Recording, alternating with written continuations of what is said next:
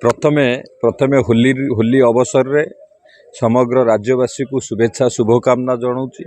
पवित्र होली पर्व एक नियारा पर्व, रंगर पर्व। समस्त जीवन रे ये होली पर्व रंग आनी दौ। आमर 12 मासरे 13 पर्व, से मध्यरु होली पर्व अन्यतम पर्व। होली पर्व साधारणतः आमको तीनोटी जिनस आमको शिक्षा देता है। ये होली पर्व होची एकतार पर्व, ये होली पर्व होची संस्कृतिर पर्व एवं होली पर्व होची दायित्वर पर्व।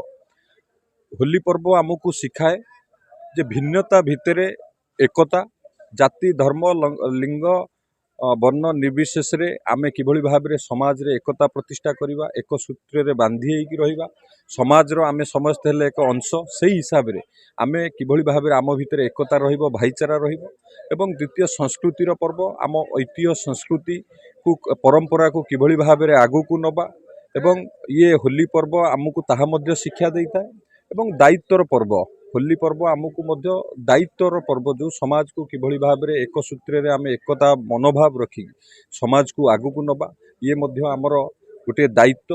एवं यही अवसर रे प्रति वर्ष परी लोकनाथ शिक्षाश्रम रे छोट सान भाई और भौणी मान सहित ये अवसर रे होली अवसर रे रंग खेली बहुत माने आनंदित, बहुत खुशी अनुभव करुच्ची।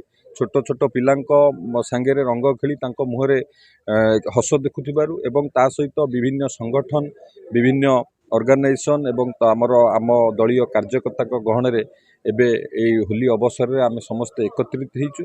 पवित्र होली अवसर रे प्रभु दोल गोविंद समस्त को आशीर्वाद करंतु, समस्तंकर मंगल हो। समाज रे समस्तंक मन रे ये रंग भरी दियंतु। ये रंगर पर्व होली अवसर रे समस्तंकर मंगल हो, यही मोर कामना।